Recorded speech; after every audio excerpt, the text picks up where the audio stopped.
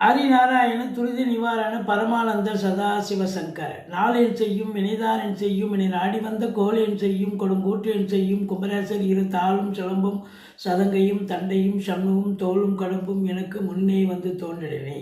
ஓம் அனுமந்தாய வித்மகே வாயு புத்திராய தீமகே தந்தனோ மாருதி பிரச்சோத்யாத் பட்டீஸ்வரம் ஸ்ரீ விஷ்ணு துர்க்கையை போற்றி திருவாரூர் குரு தட்சிணாமூர்த்தியை போற்றி. உலகெங்கிலும் வாழ்ந்து கொண்டிருக்கும் ஸ்ரீராம் ஆஸ்ட்ரோ யூடியூப் சேனல் நேயர்களுக்கு டாக்டர் சைதே ராஜாவின் அன்பான வணக்கங்கள். நாம் இப்பொழுது இந்த எபிசோடில் வார ராசி பலன்கள் டிசம்பர் 14 முதல் 20 வரைக்கும் உள்ளடக்கிய நாட்களுக்கு கிரகங்கள் ஒவ்வொரு ராசிக்கும் எப்பேற்பட்ட பலனை வழங்கப் போகிறது என்பதை பார்க்கலாம் வாங்க. இந்த டிசம்பர் 19 அமாவாசை திதி வருகிறது.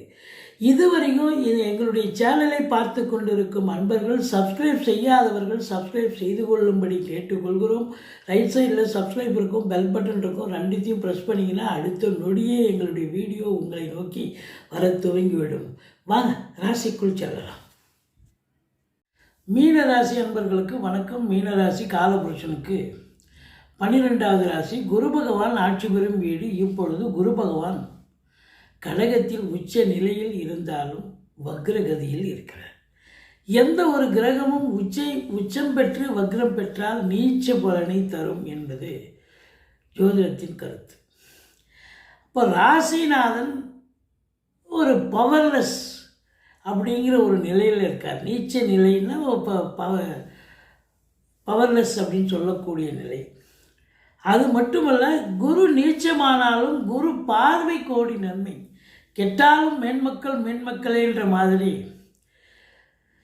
நீச்சமானாலும் குரு பகவான் பார்வை கோடி நன்மையை தரக்கூடிய நிலை. இந்த மீன ராசி அப்படின்னு பார்த்தீங்கன்னா பூரட்டாதி 4ஆம் பாதம், உத்திரட்டாதி, ரேவதி நட்சத்திரம் உள்ளடக்கியது. ராசியில் சனி பகவான் இருக்கார். 7வது சனி, ஜென்ம சனி போயிட்டுருக்கு. என்னதான் ஜென்ம சனி போனாலும் சனி பகவான் அவருடைய கடமையை அவர் செவ்வனே செய்வார். சங்கடம் தீர்க்கும் சனி பகவானே மங்களம் பொங்க மனம் வைத்திருள்வாய், சச்சரவின்றி சனீஸ்வர தேவே இச்சகம் வாழ்க என்னருள் தாத்தா. இந்த ஸ்லோகத்தை சொல்லுங்கள். சனிக்கிழமை தோறும் எள்ளெண்ணெய் தீபம் இட்டு வாருங்கள். தலைக்கு வரது தலைப்பாயோட போகும். ஜென்மச்சனி போயிட்டு தான் இருக்குது. சனி பகவானை வழிபாடு பண்ணுங்கள். தலைக்கு வருது தலைப்பாயோட போகும் அப்படின்னு சொல்கிறோம். இருந்தாலும் குரு பார்வை கோடி நன்மை. சனி பகவானை குரு பகவான் பார்ப்பதால் 7வது சனியினுடைய தாக்கம் என்பது இந்த வாரம் அறவே இருக்காது. மாறாக சுப பலனை வழங்கக்கூடிய நிலையில் கிரகங்கள் இருக்கின்றன. அப்போ ராசியை குரு பார்க்குறார். 7வது சனின்னா டென்ஷன், பரபரப்பு, மந்திச்சு விட்ட மாதிரி இருக்கணும். ஆனால் அதெல்லாம் இல்லாமல் தெளிவான சிந்தனை, செயல்கள், எண்ணங்கள் ஏற்பட்டு நீங்கள் ஒர்க் பண்ணுற இடத்துலையும் சரி, தொழில் பண்ணுற இடத்துலையும் சரி, முனைப்போடு ஈடுபட்டு அதில் சாதிக்கக்கூடிய நேரம் வந்தாச்சு அப்படின்னு சொல்லணும். இந்த சனி பகவானுடைய பார்வை என்பது மிக கொடியது. 3ஆம் இடத்தை பார்க்கிறார். இளைய சகோதர பாவம், வீர தீர, அதாவது தைரியஸ்தானம், வீரியஸ்தானம் என்று சொல்லக்கூடிய இடம். அந்த இடத்து சனி பகவான் பார்க்குறதால கொஞ்சம் தைரியம் குறைவாக தான் இருப்பீங்க. நமக்கு 7வது சனி நடக்குது, இப்படி ஆகிடுமோ அப்படி ஆகிடுமோ அப்படின்னு யார்கிட்ட நீங்கள் அணுகி நீங்கள் இது பண்ணாலும் உங்களுக்கு ஒரு பயந்த சுபாவத்தோடு தான் அணுகுவீங்க, செயல்படுவீங்க அப்படின்னு சொல்லணும். அது மட்டும் இல்லை, எடுக்கிற காரியங்கள் தாமதமாகுமே ஒழிய தடைபடாது என்ற ஒரு நிலையை சொல்லலாம். அது மட்டுமல்ல, குறுகிய தூர பயணத்தால் ஒரு சிலருக்கு நன்மைகள் நடக்கும் என்று நினைப்பீர்கள். ஆனால் அதற்கு மாறாக கெடுபலன்கள் நடக்கும். பிபிஓ, சாஃப்ட்வேர் போன்ற நிறுவனங்களில் பணிபுரிபவர்கள் மிகுந்த எச்சரிக்கையோடு இருக்க வேண்டும். 10ஆம் இடத்தை சனி பகவான் பார்க்கிறார். 10ஆம் பார்வையாக பார்க்கிறார். ஆனால் இந்த குரு பார்வை கோடி நன்மைன்னு சொல்லணும். பாருங்கள், உங்களுக்கு எங்கெல்லாம் குரு பார்க்குறார் பாருங்கள்.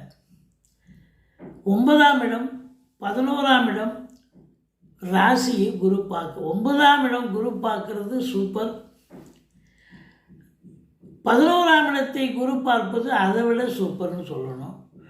இருந்தாலும் சனி பகவான் 10ஆம் இடத்தை பார்ப்பது என்பது தொழிலில் அதிகப்படியான உத்தியோகத்தில் அதிகப்படியான உழைப்பு தேவைப்படுகிறது.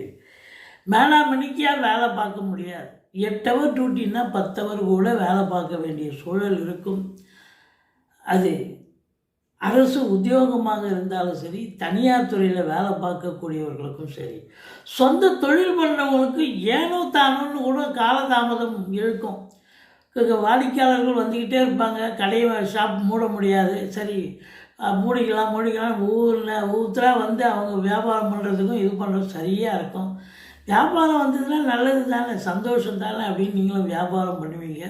ஸோ இன்புட் இருக்குதுன்னு சொன்னால் அவுட்புட் கண்டிப்பாக கிடைக்க வேண்டும். அப்போது உங்களை பொறுத்த வரலையும் 11ஆம் இடத்தை குரு பார்ப்பது என்பது இரட்டிப்பு வருமானத்தை தேடித்தரப்போகிறது. பணப்புழக்கம் அதிகரிக்கப் போகிறது. வங்கி கணக்கு உயரப்போகிறது அப்படின்னு சொல்லணும். அதே நேரத்தில் சூரியனும் செவ்வாயும் தனுசுவில் இருந்து 4ஆம் இடத்தை, அதாவது 7ஆம் பார்வையாக மிதுனத்தை பார்ப்பதால் இந்த மீன ராசியில் பிறந்த அன்பர்கள் குடும்ப சகிதமாக ஒரு முடிவு எடுக்கக்கூடிய ஒரு நிலையில் இருக்கிறீர்கள். இப்போ வருமானம் ரெட்டிப்பாக வருது. அப்போ அந்த காசை என்ன பண்ணலாம் அப்படிங்கிற ஒரு நிலை இருக்கும் பட்சத்தில் பிள்ளைகளை உயர்கல்வி படிக்க வைப்பீங்க. வெளிநாடு கூட அனுப்பி படிக்க வைக்கக்கூடிய சூழல் ஒரு சிலருக்கு அமையும்.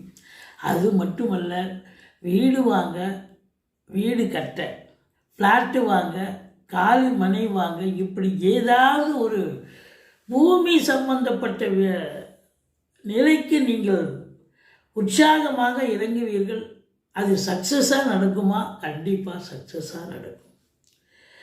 அப்போது ராகு பாருங்கள், உங்களுக்கு 12ஆம் இடத்தில் இருக்கிறார். ராகு 12இல் இருக்கிறார் என்று சொன்னால் வெளிநாடு போகணும்னு நினைக்கக்கூடியவர்கள் இந்த மீனராசி அன்பர்களுக்கு தாராளமாக போகலாம். அந்நிய பொருளாதாரம் வீடு தேடி வரப்போகிறது. உள்நாட்டு வாணிபம், வெளிநாட்டு வாணிபம், ஏற்றுமதி இறக்குமதியாளர்கள், ஷேர் மார்க்கெட்டில் இன்வெஸ்ட் பண்ணுறவங்க, speculation, online business, hotel business பண்ணுற அத்தனை பேர்களுக்கும் அற்புதமான காலகட்டம். பாருங்கள், 9ஆம் இடம் வெளியில் போகிறது.